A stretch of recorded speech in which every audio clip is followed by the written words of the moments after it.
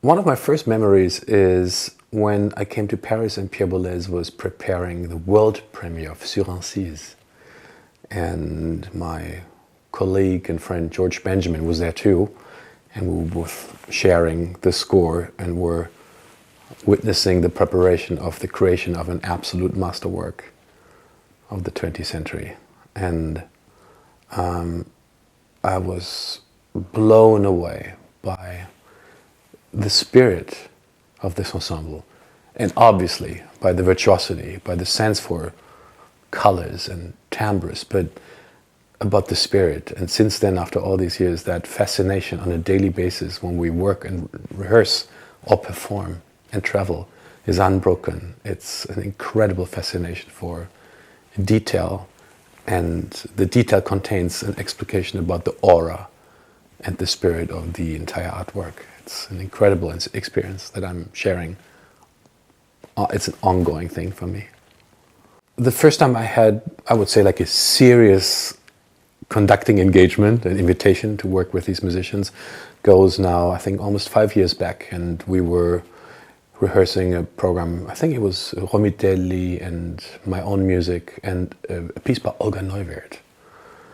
And I had not really conducted the ensemble before. We had a couple of collaborations and some recordings, but I wouldn't say that was at all substantial or at a deep level of understanding. And I came to Paris and it was cold.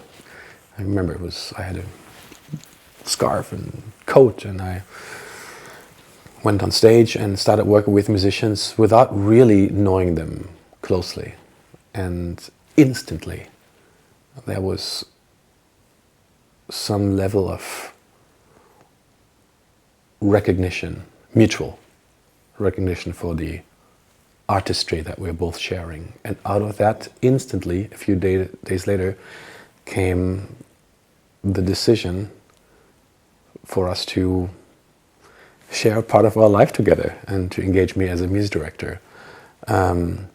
It's a beautiful thing because it was completely unplanned, and I never even thought about becoming a music director of this ensemble. I never had any aspirations. And this is in a music world where so much is about speculation, calculation, defining your goals, and all of a sudden you don't even think of something, and all of a sudden something very beautiful stands next to you. You just have to recognize it. And that was a very moving experience. And since then, I think this togetherness and the love we're sharing is unbroken. I'm a lucky guy. One of the really fun parts of what we do is spending time together. We spend time together rehearsing, we spend time together performing, talking, thinking, but also traveling. And sometimes we travel far, so that's a lot of even more extra time spending that is being spent together. And I remember our horn player Jean-Christophe, one day we were taking a train to, was it Amsterdam? I think it was Cologne. And he brought bread, like a whole baguette with walnuts in it, and he was like cutting it in pieces with some beautiful like ricotta sort of cheese, and on top he was sprinkling his own homemade cultivated honey. And it was obviously delicious. And it's something very French to have so much consciousness and love for quality and the detail. I've always considered that something very French. I live in this country now, not constantly, but partly for a long time. And I was always, since I was very young, attracted by this love and the care for the detail and the quality. And this is exactly what we are. I mean, we take so much pride too, care and pride in looking at a detail, enhancing the quality of the detail so it explains the entity of what we do. And this is not only how we play a piece of music, this is also how we invent and continue to reinvent our structure. It is about the detail that is an implication for the totality of what we are. And it was so beautifully portrayed in like the happiness of people sharing good things. And instantly when we start rehearsing a piece or a new piece, a world premiere, within 5 minutes, like I see how everyone is like checking, it's the eyes, checking each other out, and that internal communication about the recognition of quality is something we 100% share. And that's what makes these musicians so great, because there's an instant capability to recognize an artistic value, and that clearly happens at the highest possible level.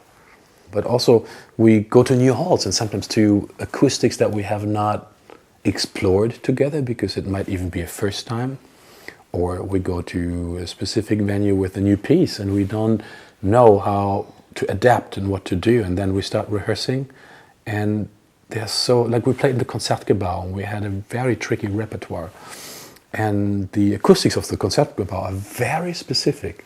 They're gorgeous, but they're very specific. And I was one day really moved to tears, and I was actually almost crying. I had wet eyes, watery eyes, by seeing how these wonderful musicians could instantly use their ears to adapt of what is necessary to do. And sometimes it means me just making a gesture or just looking at someone, or just this incredible level of understanding each other in terms of what is required to make something happen in the moment, in a rehearsal, in a performance. And we share this to this level, which is absolutely sometimes unbelievable and close to a miracle, because I sometimes don't know how they do it, but we do it together, and that's something that really connects us very, very strongly. Among all these many and happy memories of sharing music with the Ensemble Intercontemporain, there clearly is that moment whenever we play the music of Pierre Boulez. It could be Sur Ancise, it could be Repons, and we were celebrating Pierre's 80th birthday last year, and there was this concert in the big hall of the Philharmonie de Paris. And it was incredible to see that we were playing in front of a completely sold out house, an oversold house. And we walk on stage and I see my musicians smile, because they're so proud about playing this beautiful music to so many people. And the performance was like electrifying. And it felt even easy, but to see this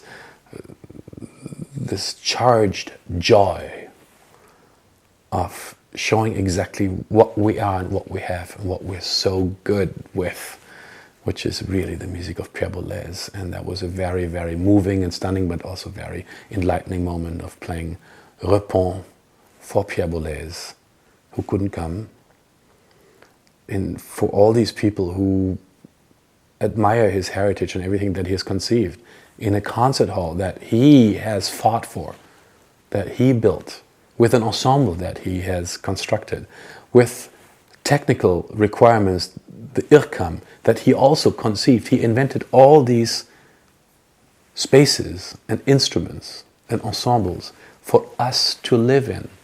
And I think this contains the greatest amount of generosity, which is unheard of, that there is someone, a mastermind, and somehow a great musical politician too, that clearly invests and fights for leaving something behind. He's handing it over to us.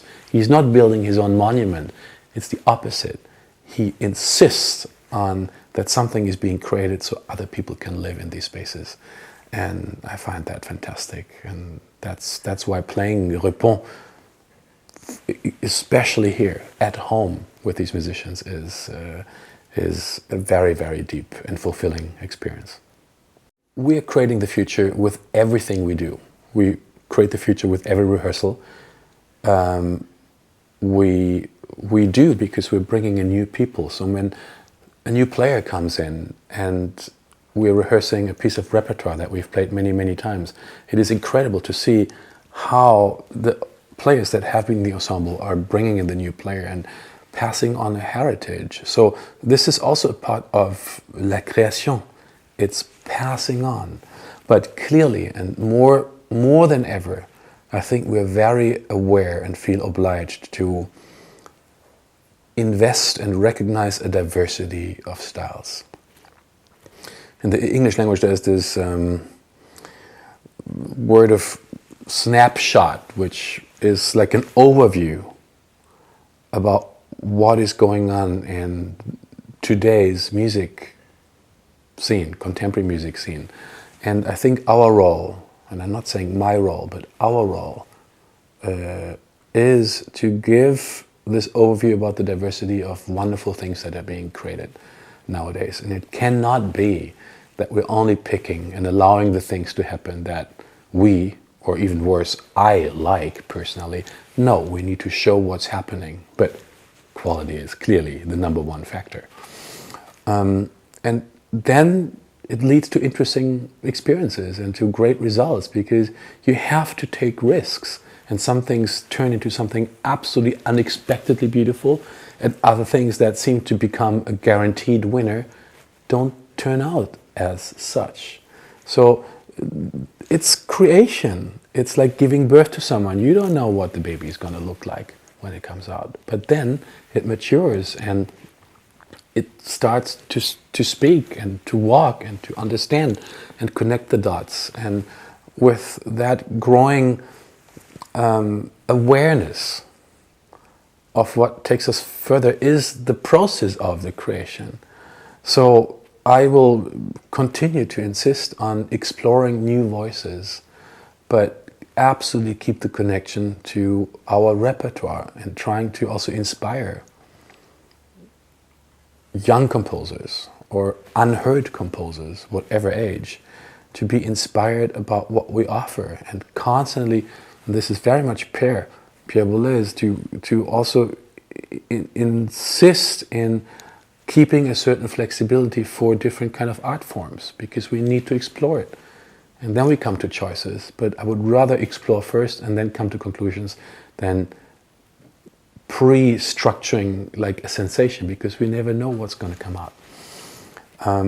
So we're investing in new forms of how to present music, how music is being played. We're investing in new composers, new players, new conductors, to always hope for that some new potential of creativity and colors and voices being injected into our DNA, which we are very willing to adopt, to change, but we can also go back. Nothing is final. I'm not saying we're going with the flow, but an open mindset, I think, is a crucial necessity for remaining and staying at a level of being highly inspired in what we do.